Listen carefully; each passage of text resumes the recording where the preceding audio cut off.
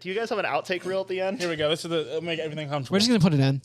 Everybody ready to be really grossed out?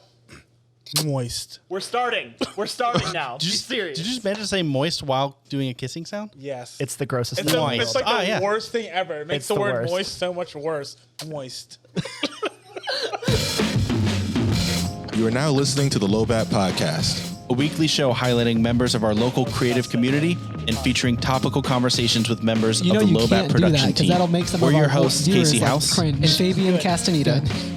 Through our own experiences as musicians, visual artists, and business owners, we saw an opportunity to provide a platform for people just like us to deep dive into what it's like to pursue a lifestyle outside of the norm. Without further ado, welcome to the LOWBAT podcast.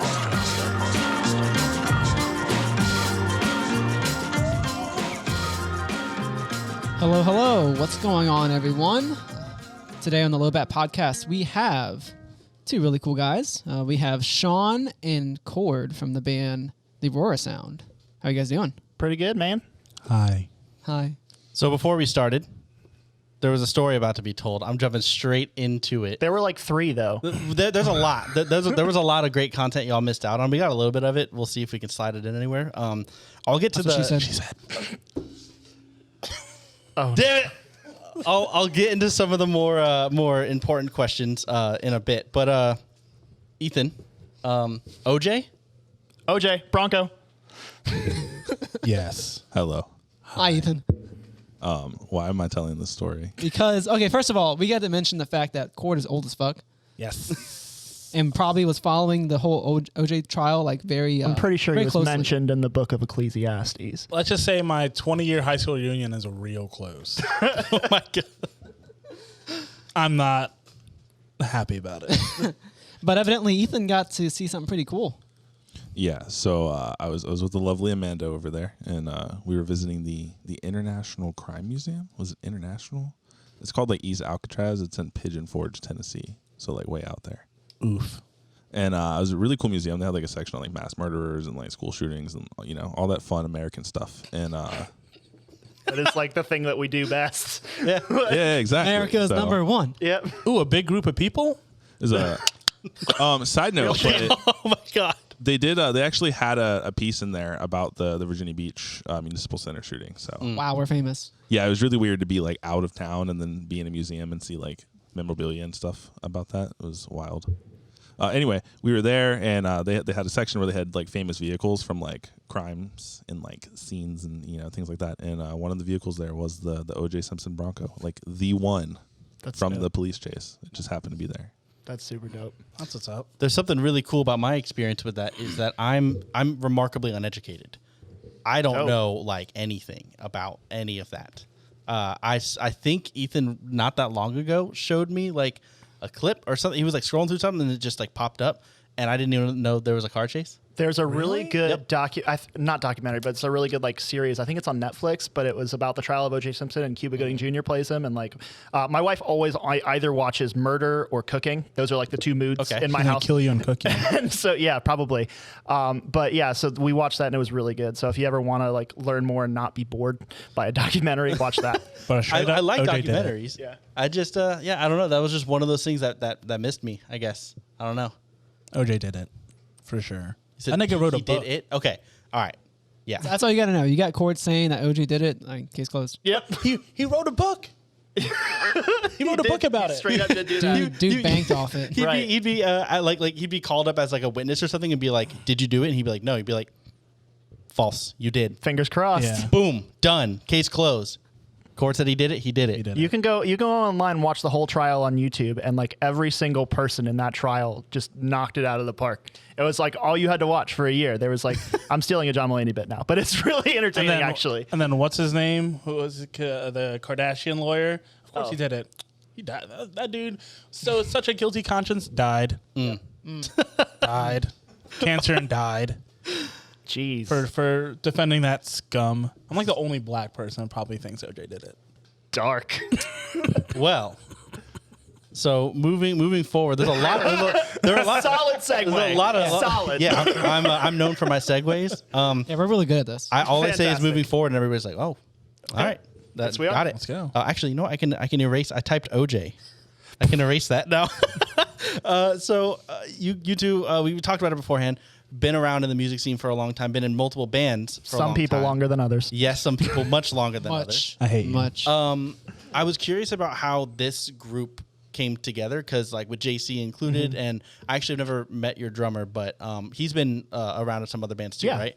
Yeah. So I was just curious about like who picked up the phone, what like how it happened. So I can kind of take this one. So basically what happened was I was in a band called Countermeasures, and we were kind of taking a bit of a hiatus just because we had a Navy guy and a cop in the band, and they were both really busy with work and stuff, and we weren't really doing stuff. What was that side eye? Just a sign that's behind us.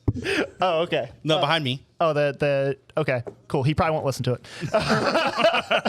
But yeah. Anyway, so I was just like, I still want to write music. In fact, actually, I went through kind of a really deep depression for a while because I thought I wasn't ever going to do music again. But I just decided I was going to start writing music just to write music for me. And I took this single in to Corey Pavlovsky, who did the EP, really great producer. And it was originally just a track of me singing and playing acoustic guitar. And we just kind of workshopped it and turned it into a full song. And I was like, this could really be something. And then I met this dude through a mutual friend over here. And about a couple weeks after we met, he just made some Facebook posts. He's like, I want to play some sad shit with my friends. And I just messaged him. I was like, here's a song I just recorded. Is this up your alley? Is this sad enough for you? Is it sad enough for you, basically? Yeah. Cry? Yeah, and he was like, all right. And so we started jamming together. Will, who's our drummer, I used to play in a band called Silence the Assembly, and he was in that band with us. And that's about as far back as my local music career goes. And he was just done with music, like had sold his kit and was like, I'm just going to be an ex-local musician. And I showed him this song, and he was like, I will straight up buy another drum kit because this is so good and I want to play this music with you. He balled out and went SJC too. He sure did. Yeah, he did. He's got that. Yeah, I'm not gonna say where he works, but he's got that money. Good for him. I'm not gonna out this man when he's not even here to defend himself. But yeah, so he just jumped in, and then JC and I have been really good friends for a long time. Like Countermeasures and Until the Wind Shifts used to play shows all the time, and I was just like, hey, we need a bass player and you need a project, and he was like, sure. And so that's kind of how we all came together. And it's really funny because like I've kind of like mentioned this before with the guys, and it's like we're a band of people that thought we were done with music. And we all just kind of were like, let's just give it one more shot and let's just do it for us. And like, ultimately, we're not trying to get like big and famous and sign and blow up or whatever. We're just doing this because like, this is what we enjoy. And we're musicians, and we're not going to not make music. That's just kind of part of who we are. So we do it because we want to do it. Isn't that a cool feeling? It is. That's It really a is. very recent thing for me too with my group, that like instead of grinding it out every day and being frustrated about things maybe going well or not going well, and then just like all the logistics of it, it's like, why don't we just play music and have fun playing music, and just that's it. That's all that we need to do. We just worry about playing music and it's fun. Absolutely. It's like it's a very freeing feeling for sure. My my uncle is like a gig musician down in South Carolina, and when I first started pursuing music, like the first piece of advice he ever gave me was like, the day that it feels like a job, you need to quit. And that was like something that kind of stuck with me, and it got to a point where with Countermeasures, I was kind of just like, doing everything I can and throwing all of the time and money I had at it to try and make it work. And it just got to a point where I was like, this is exhausting and I'm not happy with this anymore. And I love the guys that I played music with, and it was nothing against them. It was just the fact that like, I just felt like I had lost my passion for it. And that's why when we started this project, I was like, we're not going to have any kind of preconceived notions of we need to spend this much time or money or whatever. This is just what we want to do. So do you have anything to add? I know I kind of just like. Oh, no, you covered it. That was nice. Cool. I mean, especially with COVID, if there were plans, Right. it's like, well, there they go. So like, did you guys have anything sort of planned out that got affected? Okay. We sure I'm did. curious So about that. what happened? Well, because we had this whole thing where we started recording the EP that we put out last. We started recording it, and we actually finished it like early 2019, like either late 2018 or early 2019. So we were sitting on it for a while, and we were just kind of trying to get a plan together and like get all the stars to align. And he was finally back or at least on a schedule to where we could possibly set up some summer tours. And we were like, we're just going to do some weekend runs and we're going to like have fun with it and everything. And we were like, set up the release cycle and then everything shut down. In fact, the last show I actually went to was Revenant. And then the next day I was just like, okay, no more shows. We were going to go see Thy Art is Murder and Fit for an Autopsy the next day. Yeah. And then that got canceled and I was so mad. Literally, like, I feel like we were supposed to, like, that was a kickoff day for a tour for us. Yeah, I remember that. And we were like, the whole time we were like, let's see if we make it to tomorrow. Yeah. Which show was that? Riff House. We were touring with Somewhere to Call Home. I think I was there. I believe so. I'm pretty sure you were. I think I went to that one. Yeah. I wasn't. Dan McCord. Fake fan. Fake fan. But yeah, it was very interesting because it happened for everyone. There were Yeah. so many tours. There were bigger bands in like Europe at the time.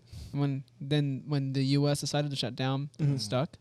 Yeah. I'm Scary so stuff. sad about My Chemical Romance. There were so many good shows, There's man. so much. I was gonna like y'all were gonna play Blue Ridge, which you still are, but you were gonna play Blue Ridge that year, which I was just stoked to be able to go to that. But Body Count was gonna be playing, and I was like, I get to die happy knowing it's on Body Count. And then I was gonna go see My Chem and Rage Against the Machine, and there was so much that was happening. Deftones, yeah. There's so much. So I'm not love gonna lie. Deftones. The show that got canceled that I'm the most mad about. There were so many good ones, but low key, the one I'm most mad about was the Jagged Little Pill reunion with like Alanis Morissette was gonna be here, and I was like, I'd have been low key stoked. really stoked to see that. She's gonna play the album front to back.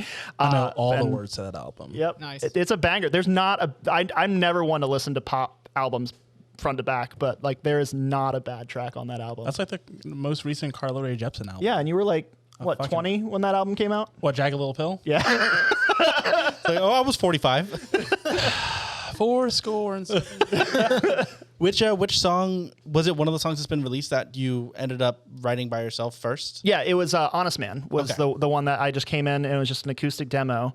And then, yeah, we just added on to it. And then the next one we did after that was Hold On, which is the last song on the record. And that's one that actually, the first one I co-wrote with Cord, like the whole like guitar riff, that is pretty much the whole song. He wrote that one. So like the first EP was kind of just like a smorgasbord of songs that we had. And I guess this is the first time we're saying it publicly, but we have like another EP written. Okay. And we're getting ready to record it. So we actually just talked to Corey about recording a single. And we're going to be doing that in the next couple weeks. And this EP is going to be really different from the last one because it's the first thing that we've done that like everybody has contributed to. Yeah. And so it's going to be real different. And do you have anything to add? You're looking at me like you want to add something. Oh, nothing. He just likes looking pretty. That's all. Yeah. He's just here to look pretty. What would you equate the new sound to? If you had to say it sounds like something. So it sounds like Oscar the Grouch. sounds like Movements and Dayseeker had a baby. What? Yeah. So Oh my, that sounds incredible. right. So we got he got one of those jazz masters like the dude from Loathe uses, and so we're playing like some drop F stuff, but it's like not really like super chunky heavy, but it's like just kind of atmospheric and stuff. okay. And so it's really cool, and I'm gonna like do some like or try and do some like cool highs with it and everything, and then like the first part of the EP because it's kind of sort of a little bit conceptual. I feel really pretentious saying that it's a concept album, but it does tell a story. And so like the first part of the album is going to be kind of dark and more like in those low tuning ranges. And then the second half of the album is going to be more somber and like the kind of the ranges that we've played in the past. And it, like I said, it does tell a story. Kind of one of my biggest inspirations, and I think all of us, is Coheed and Cambria. Okay. Is like my favorite band of all time. And I just really love his approach to songwriting where he's like, I'm going to write the songs about things that are going on in my life. And then after the song is written, we're going to figure out the story around that. Yeah. And that's kind of an approach I've always been interested in. And this is kind of the first time I've gotten an opportunity to try and do something like that.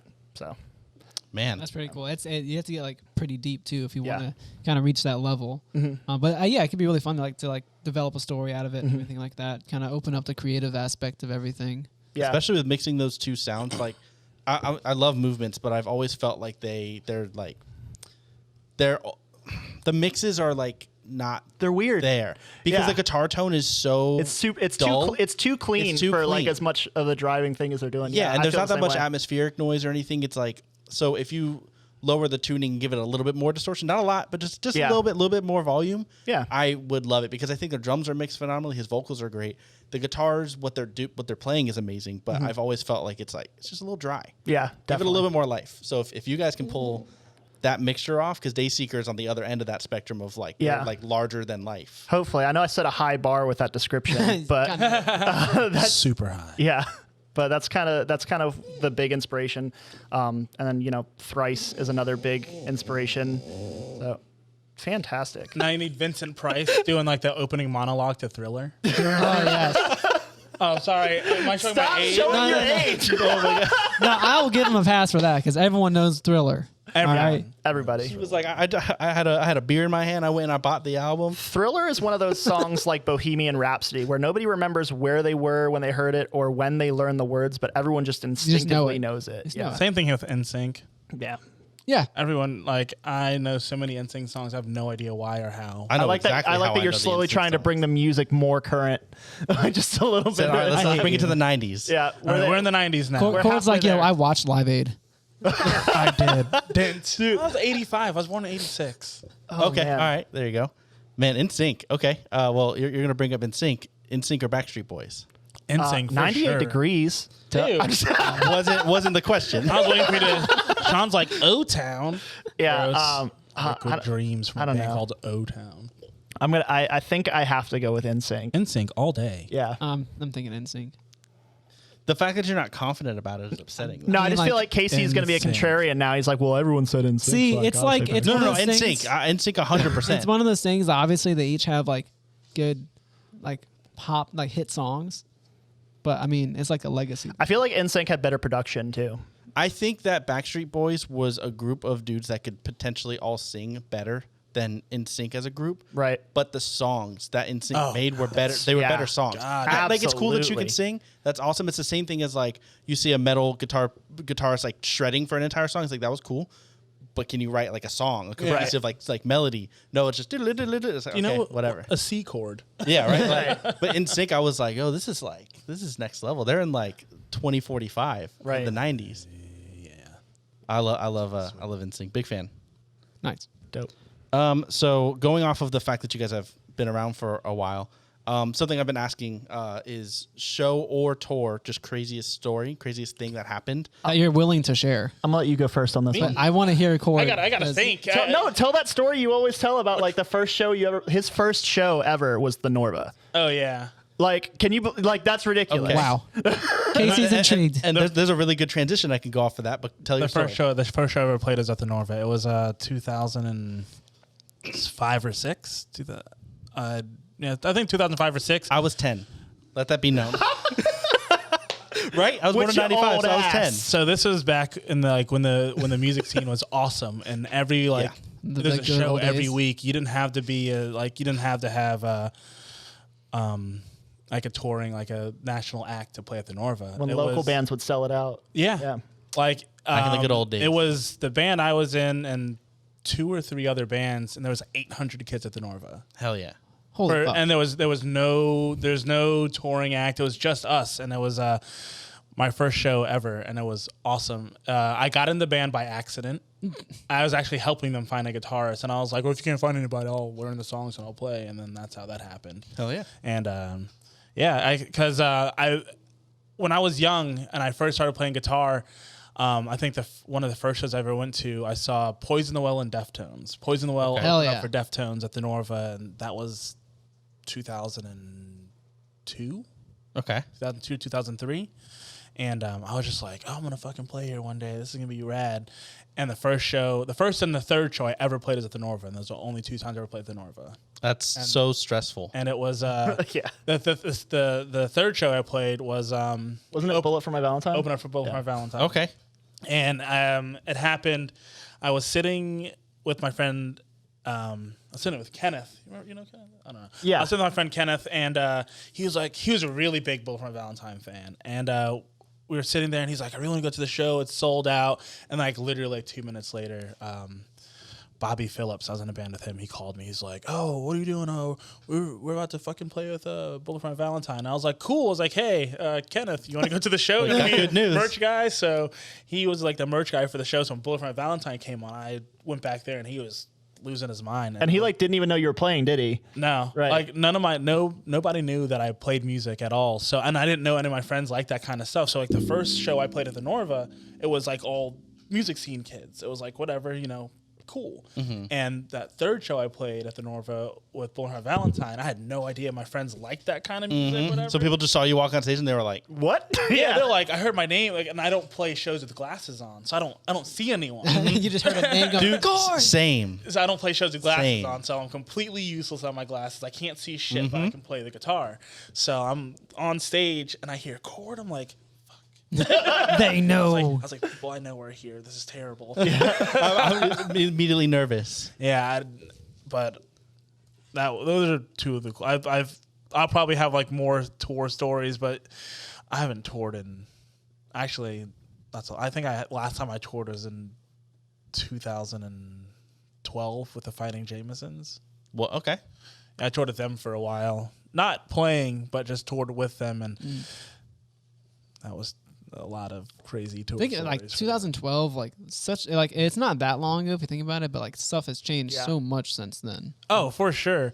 I remember. Want to hear a fun story about a place to live on tour? This is a cool tour story. This is gonna be the official tour story that he's sharing. because it's nuts. So in 2010 maybe 2009, 2010, I'm touring with a band called. I think I was touring with Arizona Lives at the time, and they were on a tour with a band out of New Jersey called Like the Stars, and then Life on Repeat. Okay. And I think they're still Aiming the Animal at that time. I don't remember. But we're in Florida, Gainesville, Florida. We're in Gainesville, Florida, and we're at this venue, and it's awesome. Across the street, there's this homeless lady Okay. at a rallies, and she's just dancing to the music, and like all of a sudden we start like, oh yeah, keep dancing, this and the other. Homegirl drops her titties out.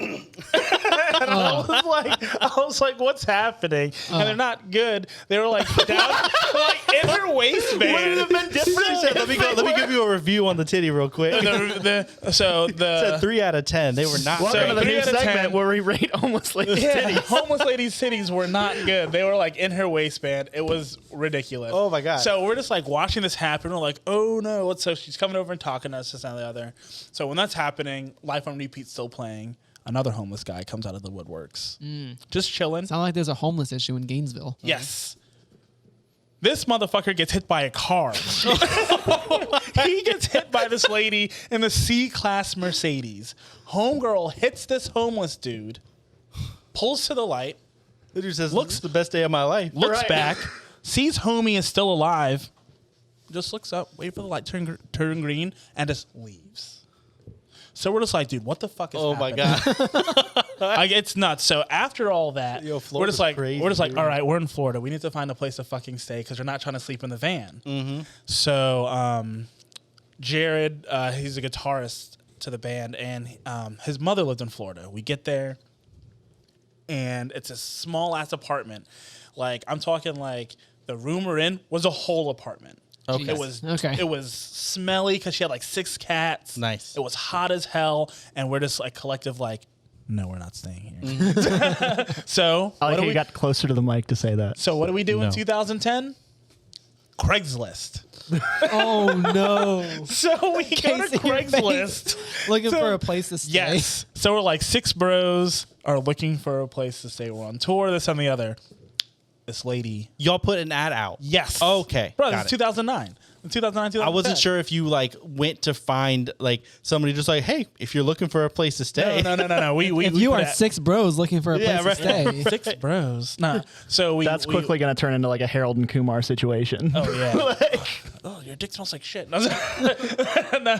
So we put out the ad out, and this lady answers, and her name was Lizette. I'll never forget her name. Okay. So shout out Lizette. So, I hope one day she like comes across this.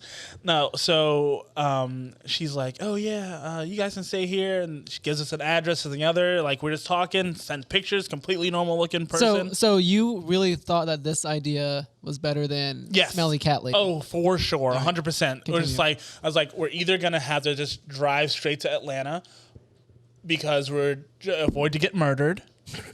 Well, I mean, I feel like you could have stayed in the van in the driveway of the house. Yeah, true, but it's still Florida. It's still Florida. It's still hot. That's fair. So we're just like, all right, we're gonna chance this. So she lives in like Ponte Vedra Beach, Florida. It's like Western Florida, and we pull up and this gated community. We're just like, oh, I think we're in the right place. So we call her, and she's like, are you in the van with the Maryland tags? And we're like, yeah. She goes, I'm behind you. This bitch pulls up in a brand new ass like Mercedes silver. Is it the same lady from earlier? Yeah. No. It's not the lady that hit the. Oh my God. That would have been like the funniest my shit ever. God. No. So she pulls up. You're a criminal. Yeah. So, I remember you. yeah, you hit the homeless guy. people. No. So she pulls up around us. We're just like, okay, whatever. We don't know if it's the same person from the picture yet. So she comes out the car like, okay, God, it's the same person. We're not about to get murdered. So we pull up to this bitch's house, and this bitch lived in like it was like MTV Cribs. Like What? Her condo was huge. Had like 3 extra rooms.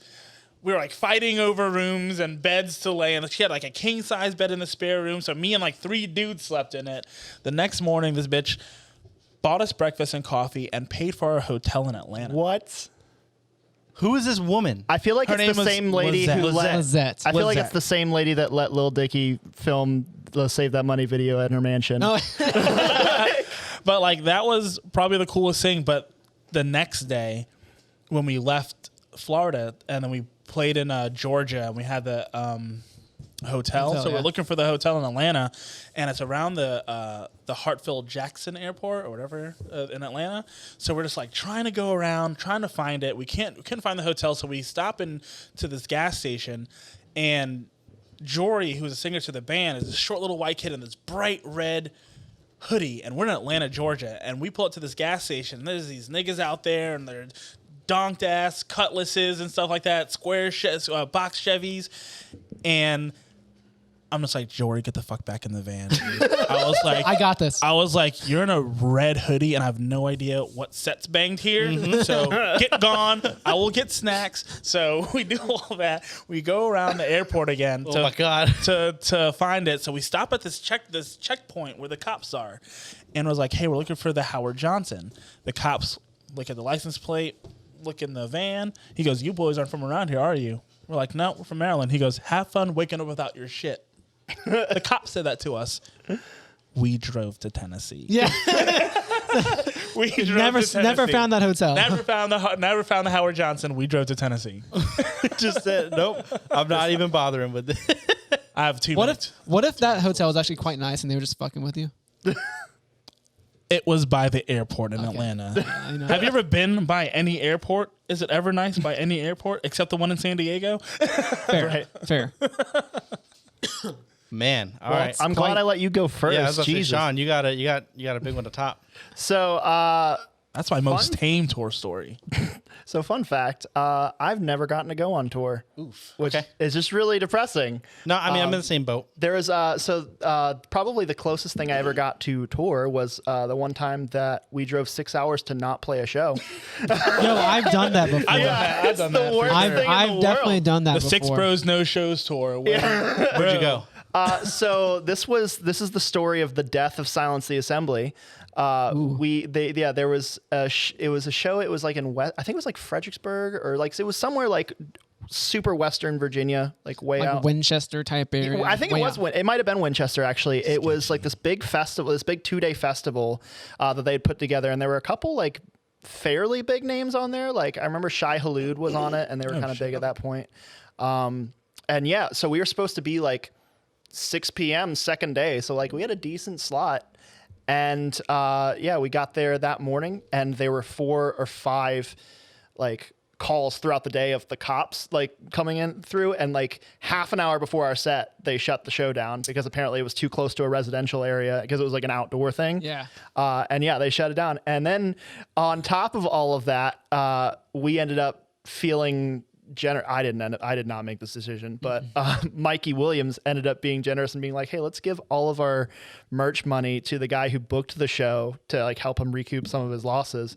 And I was like, sure, let's have losses ourselves. Yeah, and, like go home. anything that could have made up for this. Yeah, exactly. Let's go home $200 in the hole after not playing a show. Great idea. so but we I passed mean- out those wristbands. Like, I mean, we got a surplus of money as a small band. As- Yeah. yeah. Absolutely. We have I'm- plenty of money to give. I'm like doing HVAC for $8 an hour at this point. Yeah, this is the dream come true. I think Like- like the weirdest things about like shows in weird areas. Like Yeah. I played a show in Waynesboro, Virginia. Okay.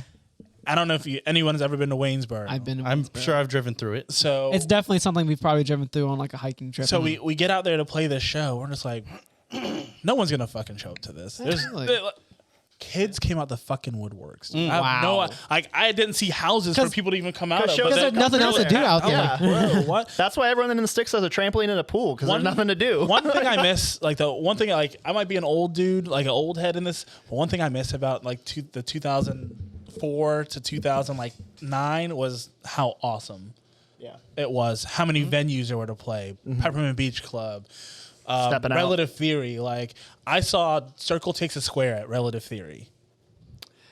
Two places And the you crowd guys goes mild. Yeah, look, he's showing his I age do again. not think I've You've heard of never this heard band. Circle Takes a Square? I feel like you're I've just heard making Circle up Takes a names Square. at this point. Never heard of I know, right? Never heard of them. Relative Theory is it was in Norfolk where Urban Outfitters is. Okay. That used to be downtown? that used to Okay. be a record store and a like a music venue. Like I saw Silverstein there. Remember when shows used to happen at Hot Wow. Topic? I played a show at Hot Topic. Oh my god, Often. Court's done everything. Right. Everything that like all the kids Hey. nowadays heard like have like urban legends. Yeah. Like, yeah. I might be Hot an Topic old used to guy. have shows. Yeah, I'm like, Court's done it. Hey, I toured. pretty much, yeah. Did you play Warped Tour? Yes, in 2008. Yeah.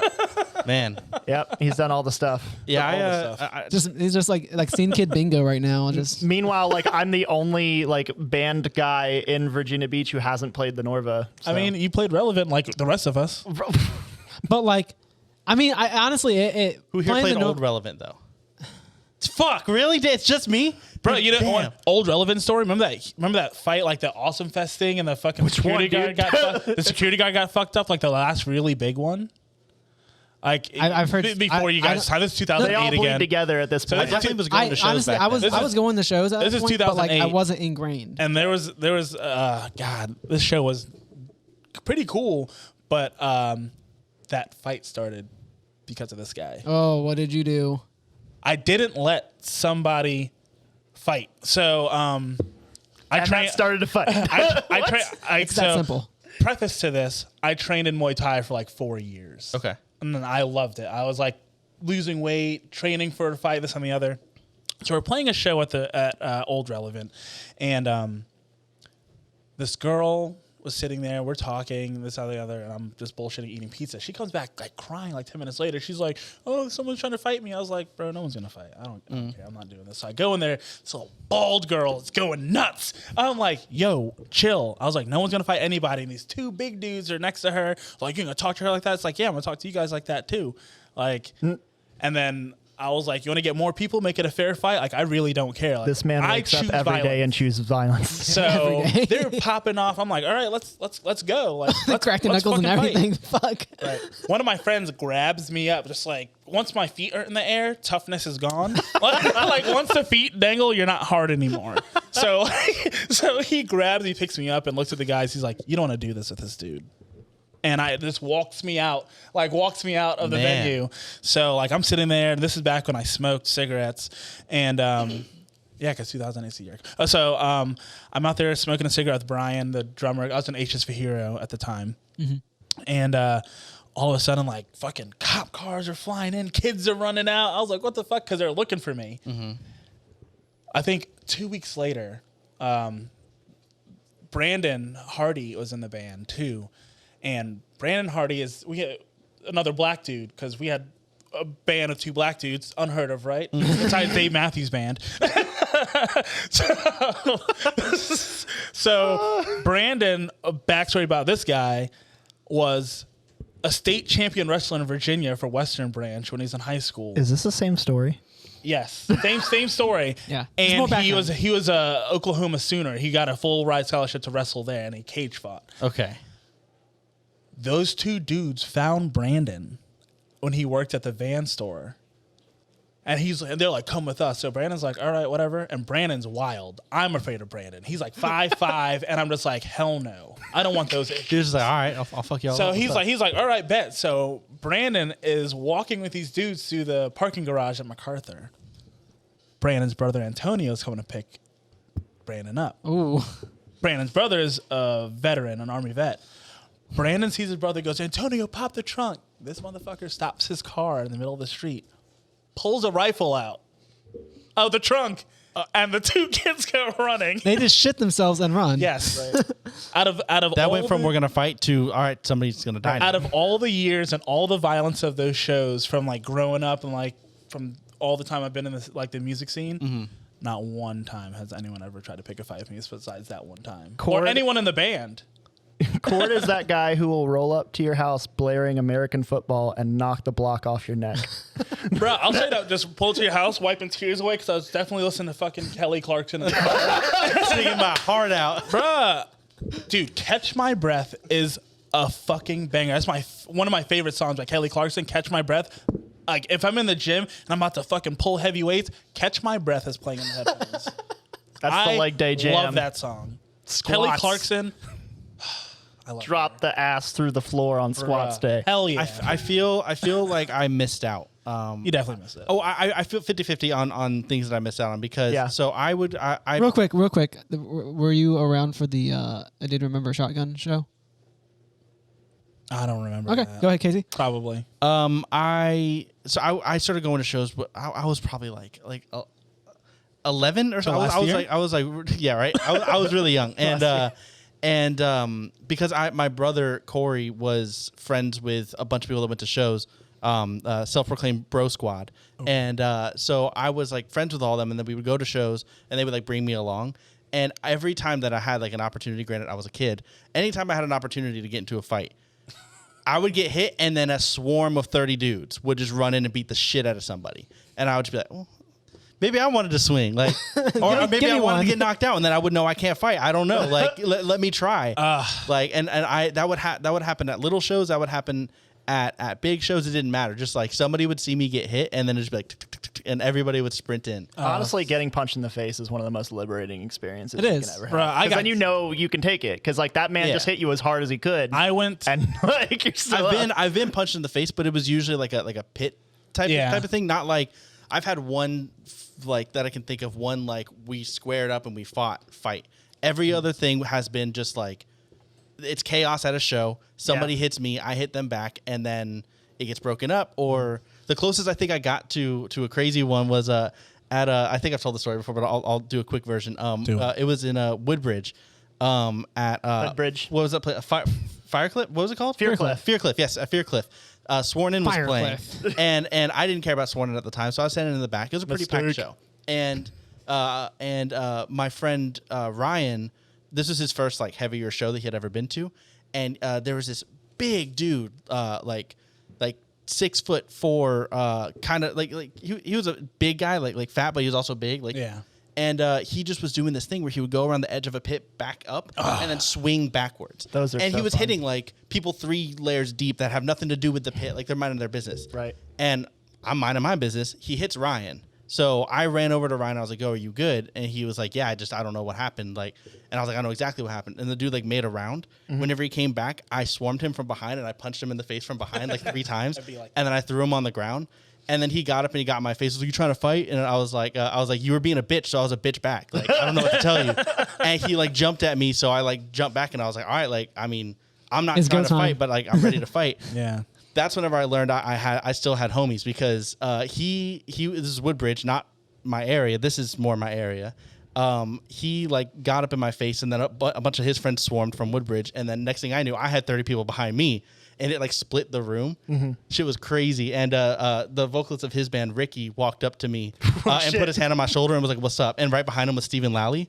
So and they were just like, "All right, what's up?" You're fine. And then if I'm not mistaken, I think it was Rob went in the middle and was like, all right. Like, we're not trying to see anybody die. Right. And the dude who I hit got kicked out. He waited outside for me. And then the dude, the security guard went and was like, "You're not gonna jump him. Like, leave or I'm gonna kill you. Like, just leave." And that was it. But that was probably the closest I got to like a really intense riot. Yeah, like a brawl. That was fun. I have a couple of those. Speaking of EV riots, we all know how Miko's got shut down, right? Oh, Patrick. Really? That's all I'm going to say. That's the story. that's a whole last story. Yep. The first time that I ever got in a pit at Old Club Relevant, Chris Manley punched me in the face. Oh, that happens. She's punched me in the face too. That just so happens. It's a huge. I Huge. remember I saw Under Oath in Omaha, Nebraska. I got kicked in the fucking face so hard. It was awesome. I got kicked in the face hard enough for the dude to look down at the ground and be really shocked when I wasn't there. Like, I wasn't on the He was ground. like, damn. He looked at the ground. He's like, and then looked up at me. I'm just like, Well, shit. I'm not even and decapitated the fear this in man. his face. That I might have killed this guy. Like the fear in his face when He said, he "Yo, that kicked me, connected, dude." and then the bigger fear in his face when he saw that I was still standing He's up. like, "Yo, you ate that?" What? And then he was like, "Dude, I'm so sorry." I was like, "Bro, I've been hit harder by better." It's like, it's all good. It happens. I'm not even somebody like that. I don't even go in. I don't even pit like at all. I'm the old guy in the back like this now. I love chaos shows. I don't like pitting. Stage diving, crowd surfing, and like just movement. I'm a big fan of. But I don't pit. But I get hit all the time. What's your favorite? What's like your biggest favorite chaos band crowd moment? I'll say two because they're vastly different. Pretty much any time I've seen Turnstile has always been glorious because it's the most friendly anger that you can find. It's the most violent party you will ever go to. I get hurt every single time.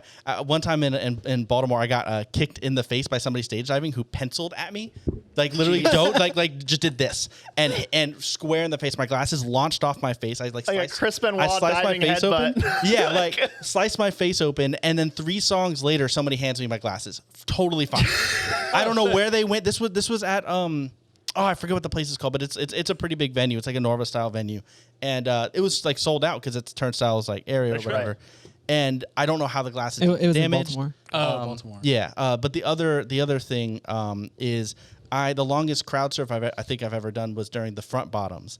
It was during a. Those are like the two most opposite shows I can think of. It was a close to sold out national show, and I got to crowd surf for like the last 2 minutes of Laugh Till I Cry. Nice. And I just nobody. I get dropped. I'm a big dude. I get dropped all the time.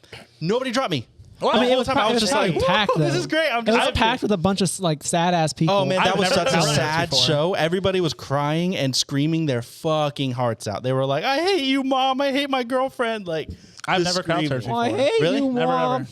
You ever stage dive?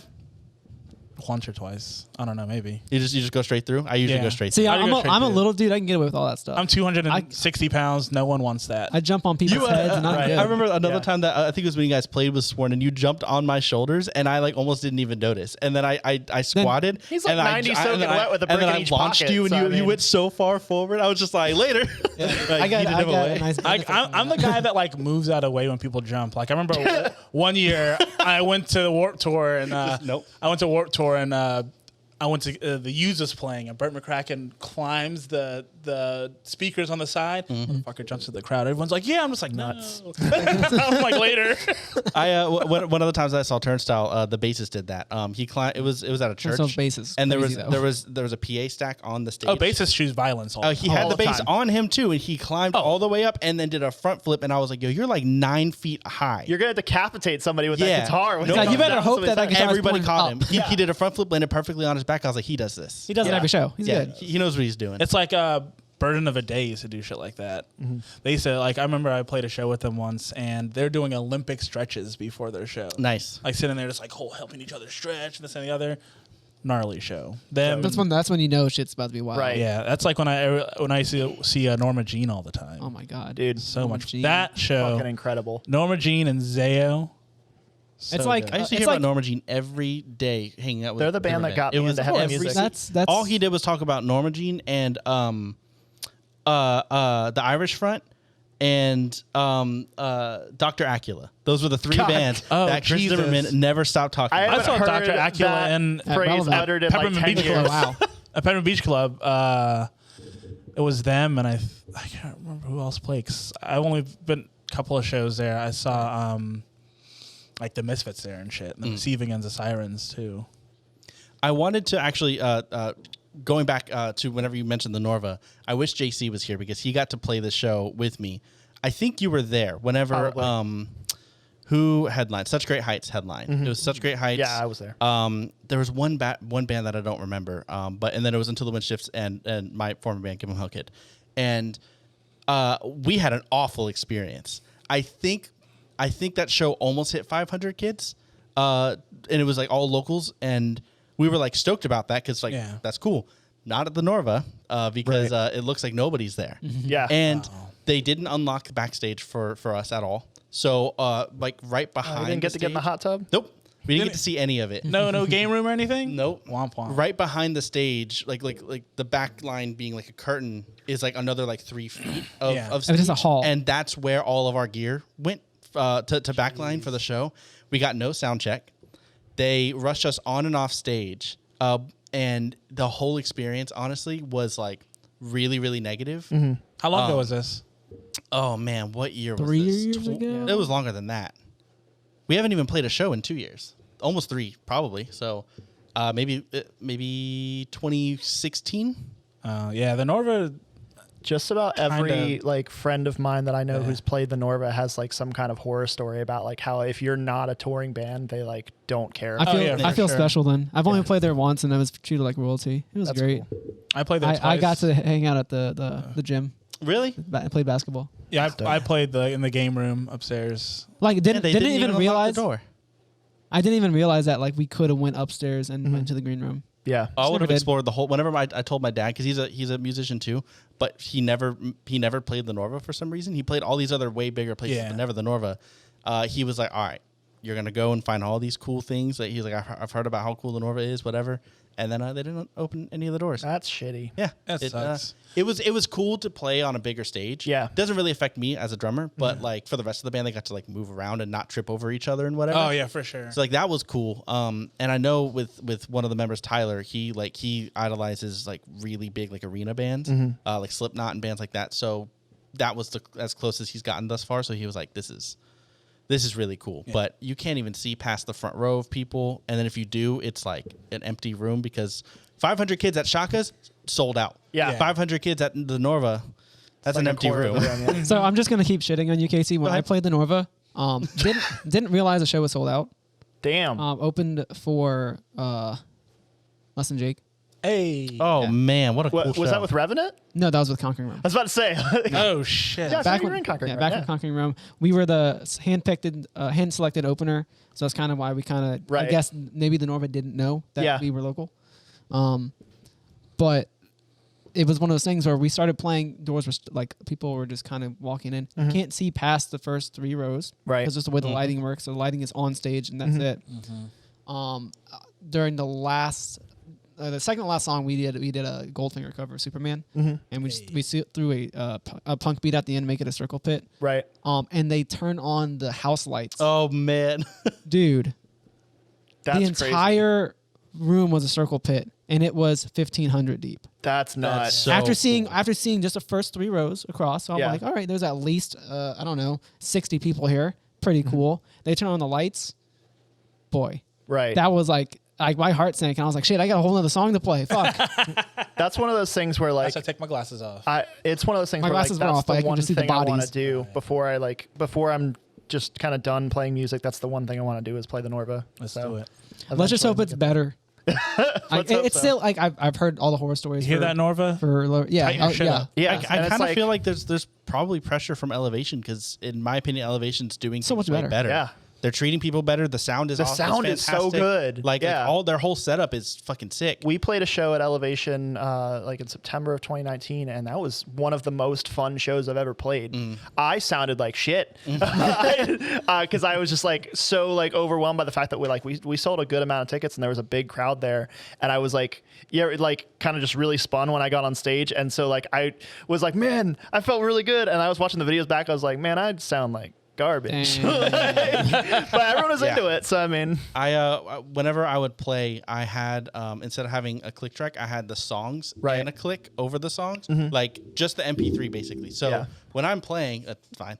When I'm playing, I don't hear anybody's mess ups. Yeah. And I just focus on whether or not I'm playing well, and then I'll get off and be like, we played great, y'all, and everybody's like, yo, I missed this part or whatever. I'm like, I didn't hear it. Like, I played great. For me, perfect. Like sounded like the album. Perfect set. And that's the thing you got to remember is that like most people in the crowd don't notice like your minor slip ups. Like most people are just like just vibing. have fun with it. I think it's just put on a show. It's so much better if somebody like is playing something and then hits a wrong note and then they look out in the crowd and they go, like, and to make it funny, and as opposed to them being like, oh, and then you see them get frustrated, that makes Then they'll just me piss uncomfortable. the rest of the show. Yeah, it makes me uncomfortable like in the crowd. I would much rather see like high energy people play it less than perfect than like guitar virtuosos who just like stand there. Like I'm Put on there the for monitor. a show. Like I can listen to the album if I just want to hear the music. I'm here for a show. Oh, I love like dropping a stick or breaking a stick or something, and then I just like look at somebody and I'm like, yo, The panic I of don't trying know. to get back. I'm trying to get back on time. Or like there was one show early on where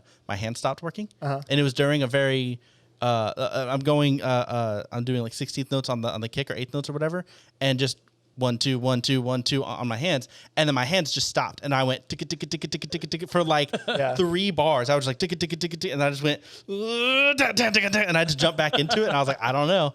A bunch of people were like, yo, that was a sick fill you did. I was like, that wasn't a fill. My hands That froze. wasn't on purpose. No, you should just play it off Own like, it. yeah, Just man, own I'm it. trying something new, man. Yeah, my hands do that all the time. I heard this horror story that like Under Oath. I wasn't there to see it, but I heard like Under Oath was playing one time, and they all have in-ears with the track and everything. And Aaron was playing, and the riser just broke from under him, and he just like fell backwards. Whoa. But everyone had in-ears, so nobody knew because they were all facing the crowd. So they just like kept going with the song, and Aaron's like dead. The whole kit fell. Right? Yeah, like he just like fell backwards, and so like, and then Oh they just my kept going without God. drums because they didn't know. Yeah, I've definitely heard stories about that, or like when like the PA cuts out. Right. Honestly, that happened to us one time. I remember your in-ears didn't work.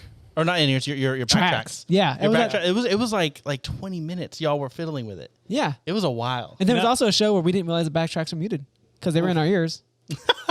So you know how you were like, oh, I never played Old Relevant?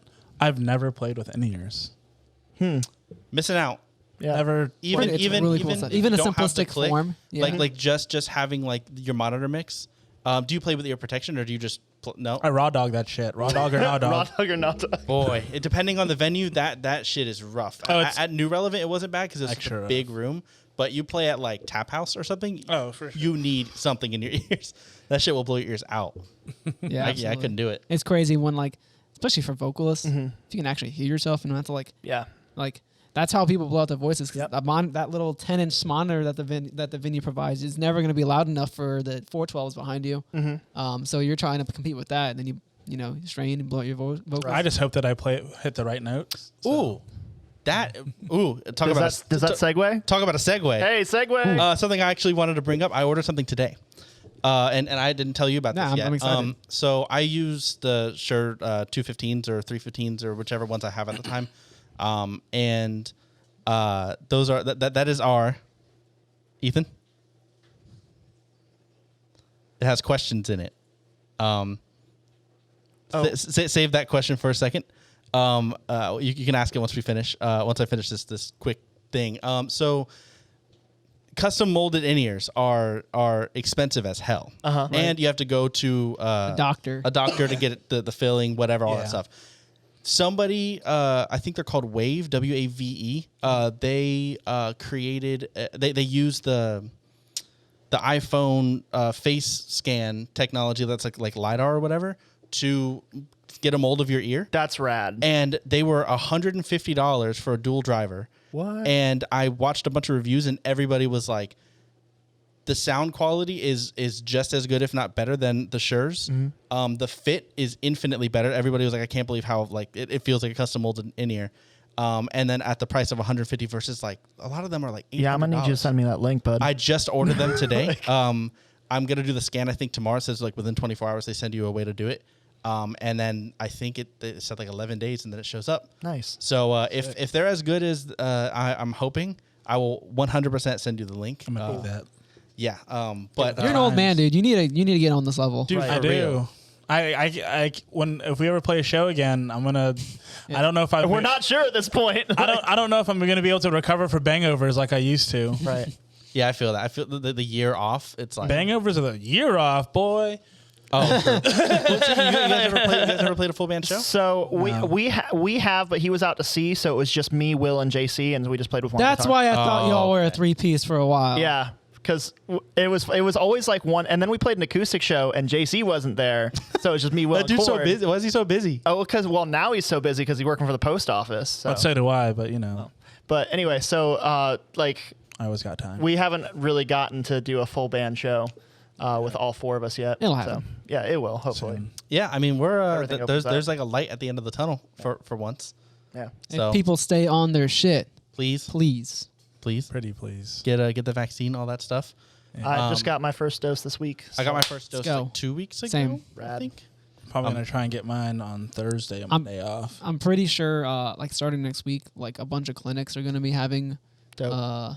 vaccines available. Yeah, just opening up for like I don't know if it's walk-ins, but I was just stoked because I did the one at the convention center. I felt like Yeah. I was going to a concert for the first time. I in a know, year. right? I was Walking like, around this there. is dope. I got to scan a ticket. This is it dope. felt so good, like being in that big open area. Right. Though I was like terrified of like the amount of people. Yeah. But I was like, I feel like I'm doing something. I haven't Yeah. done something in so Exactly, long. right? I'm out doing a thing. I'm getting a vaccine, but still, this is sick. Yeah. Like I'm at a convention I've been working center. from home for a year. I've like, been- Dude, yeah. I've been out. So when the pandemic thing happened and everything was getting shut down, I didn't know about it 'Cause you were on the water, right? I was in Spain actually. Oh my God. So this is a fucked up COVID story. So I got sick. I got super sick. So it was February last year, and my job. I just got to San Diego, and my job was Thank you. like everyone. I saw that too. Like everyone has to do a mandatory gas mask fitting. So I'm like, why the fuck do we have to do this gas mask fitting? And just 10 minutes prior, you're talking about spacing people out, this COVID thing we don't understand, this and the other.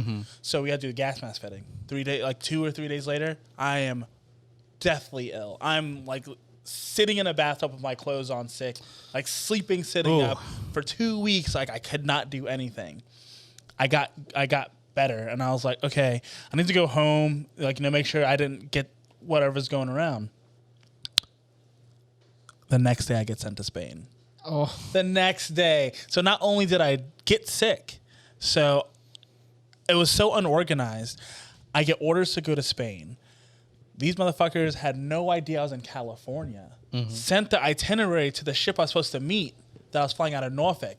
Completely different flight. So I had to fly from San Diego to Chicago to Switzerland. Switzerland, if you're not familiar with the geography, is past Spain. bro, you're singing an Animaniacs song at this point. Yeah, pretty much.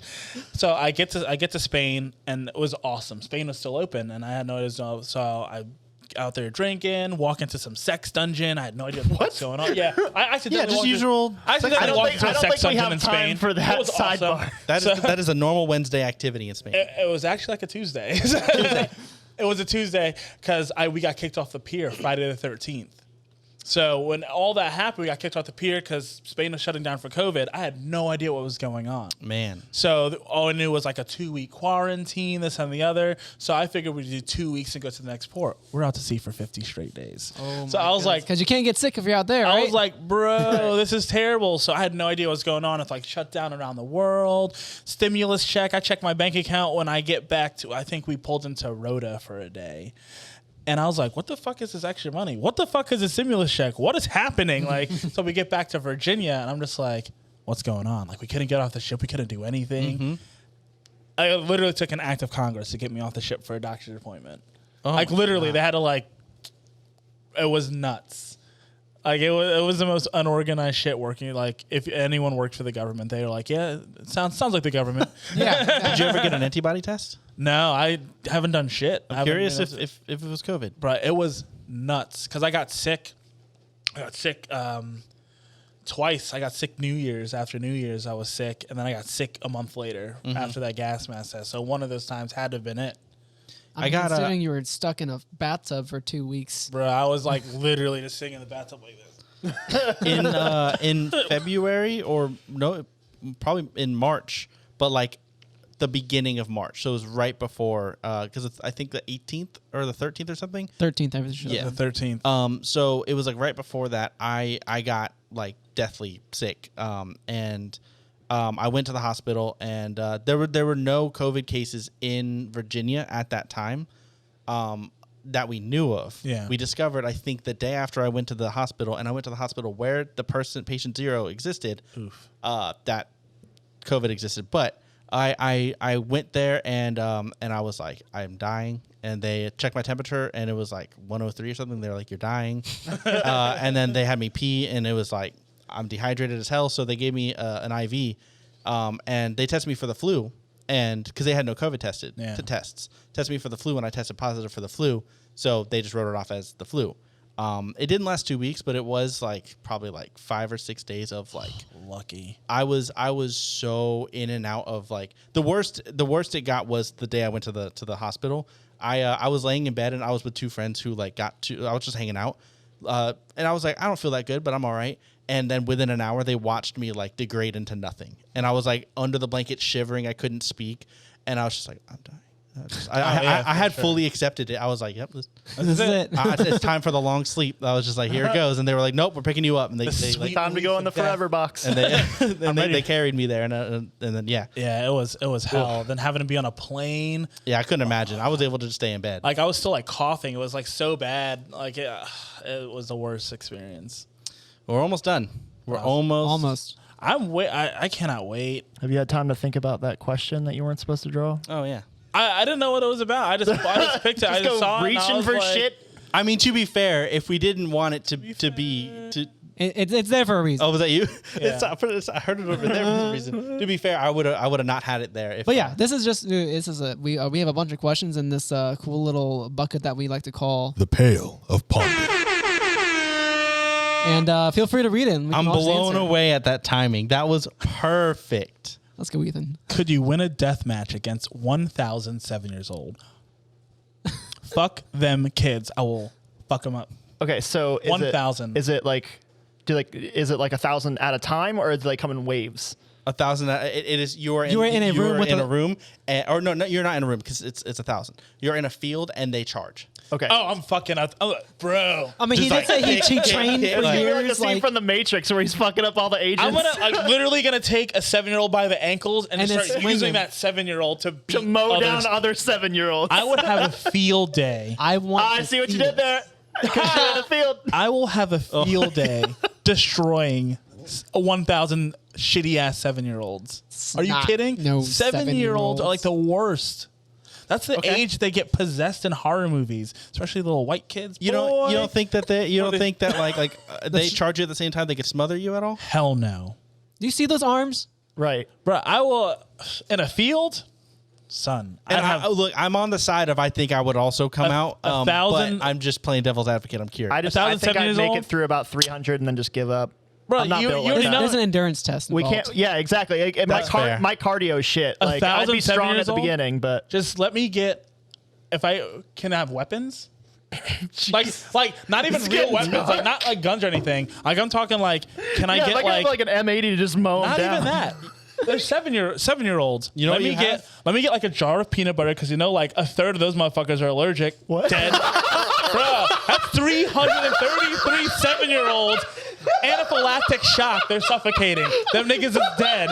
So, bro. Why I'm gonna- peanut butter? Why not Oh my just peanuts? God. I feel like you could pelt. Just throw peanuts at them. No, because when they Peanut come dust. and touch me, I'm just like, just smacking the shit out of 7-year-olds with peanut Just butter like hands. grease up like Arnold Schwarzenegger in The Predator when he gets all Yeah, greased I up. literally just like war paint peanut butter. He said +5 peanut damage. Like, Oh my Oh, god. hold on, wait. Speaking of peanuts, Can we do another episode where we talk about Dungeons and Dragons?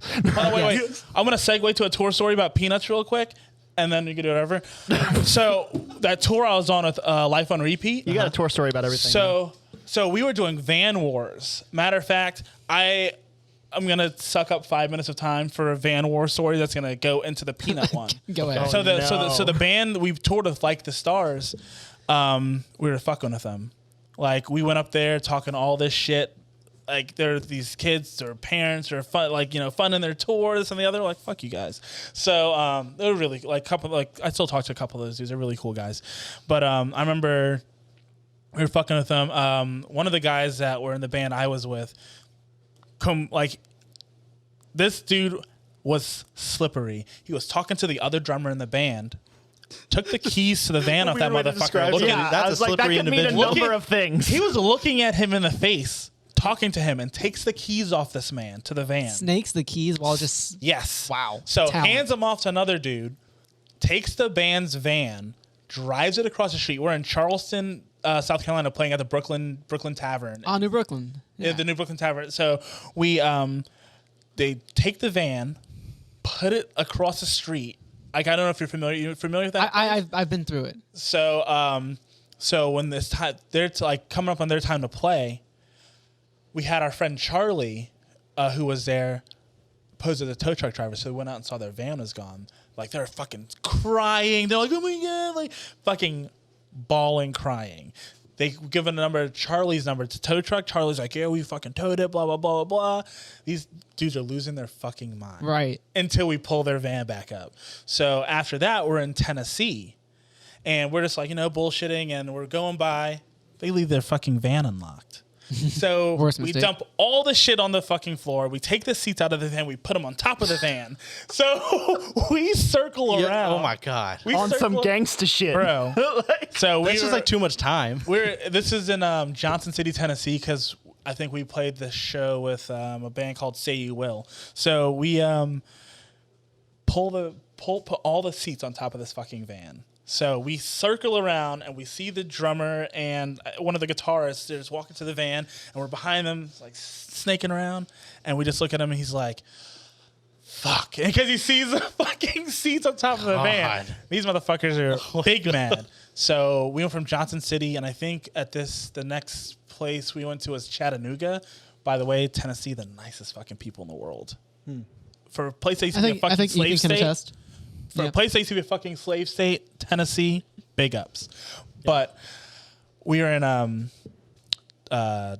Chattanooga, and this is how I found out that Patrick Purvis is allergic to nuts. All right. We took, That's Full going on circle. a t-shirt. Here we are. So I took a Milky Way, and I chewed it up, and I put it underneath the door handle like dog shit, and almost killed him. Patrick, there's no nuts in Milky Way. Oh, gotcha. It's the one that's just filled with fucking nougat. It was Three Musketeers, not Milky Way. It's Three Gotcha. Musketeers, so it's just fucking Right. nougat and chocolate. Right. And he's freaking the fuck out. Is there fucking peanuts? I want to fucking die. Like, it was awesome. He can't like touch peanuts at No, all. like he'll fucking die. That's And that's how I take out 1,007-year-old with the fucking peanuts. I'm so no glad. immune system ass having motherfuckers. I don't know how. Like I'm blown away that like that question led to that. Like Right. it was like I've 7,000 or 1,000 kids. You like straight Quentin Tarantino that I shit. toured, I toured a lot. I have a lot of tour stories, but like little things like this, murdering 1,007-year-olds can lead to a cool tour story. what's the age where it ends? What like okay 7-year-olds. What about 10-year-olds?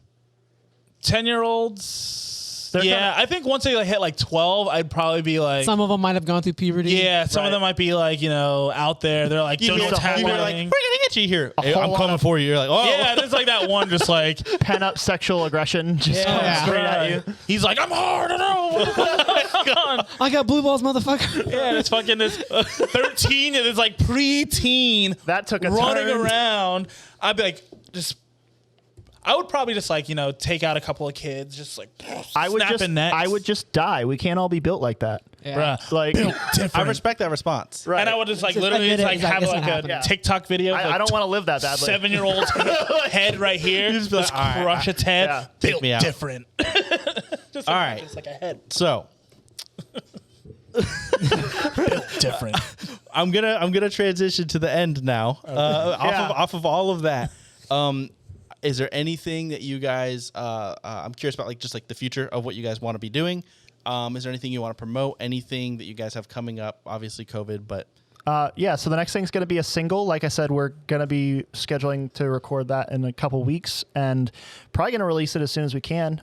There's possibly going to be a guest vocalist feature that I can't officially announce because it's not set in stone, but it would be a cool one to have. So it's I've been trying to get this dude to sing. But yeah, so we're going to have a single out probably in the next couple, hopefully next month or two, and then probably use that to hopefully promote another album, maybe do some crowdfunding.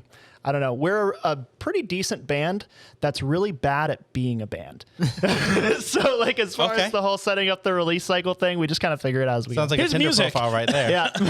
Here's music. Here's music. Take it. Just toss it. Yeah. Awesome. Well, that's pretty cool. Well, thank you guys for being here today. Of course, man. Thank you guys for coming on. Thanks We're for having gonna us. probably have you guys back again because we can probably like have 1,000 episodes just with Cord alone talking about his tour stories and, And stuff like murdering And 7-year-olds. it's like, because at the 7-year-olds. beginning I was like, how am I going to get this dude to start talking? And then I was like, how am I going to get this dude to stop talking? I let you do all the talking because you're Ball it up. See if you can hit the camera.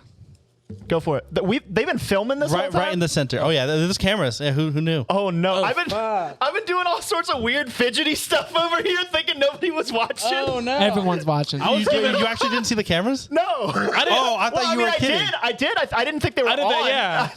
Yeah. It is a video podcast. All it's gonna be my is God. like for like 2 minutes me giving bedroom eyes to. Here's an the guy old over there. reference. I Since kept you're looking at- old, I do there's a that all the camera time. here. There's a camera here, dude. You're on camera. Camera. That's how you know this is all like just real. Right. Oh, that was so That was really close. close. I like it. I'm Now not, I like I'm not made a getting mess. any I gotta closer pick than it that. up. So yeah, because you're white. Yeah, there's a whole moment where I hit the. I wasn't gonna say it, but yeah. Fuck you. Oh, I hate that. You got me. Give me my camera. Tight it on There we Casey. go. All right, you ready? Oh, he's like controlling it over there. Oh yeah, we got got a this. whole This thing, is some man. high tech shit Bro. you guys got Hey, check going us here. out on YouTube. Search up LOWBAT. Yeah, I absolutely am gonna shit, now. This nice. is some next level shit, my guys. Appreciate it, guys. I oughta like brush out my beard over here, looking. I guess crazy as I fuck. should put it in the call sheet that it's a video podcast. Come video ready. Please come Yeah. video ready. I came in here. I mean, I was ready for cats. I wasn't ready for cameras. Yeah, no. There are 2 cats. One of them. We'll one of bring her them's out under in a my second. blanket. Yeah, we'll bring her out soon. So awesome, guys. Thank you very Yeah. much for being here. Thanks for having us. Not a problem. Peace out, Everyone everybody. else, have a good one. Yeah. Auf Wiedersehen. That was dope. That was weird. Sorry for all the swearing, guys. I don't know if this is one of those. No, like I said, go for it. There's an explicit tag. Okay, cool. Put a disclaimer: the guy saying the N-word is in fact black.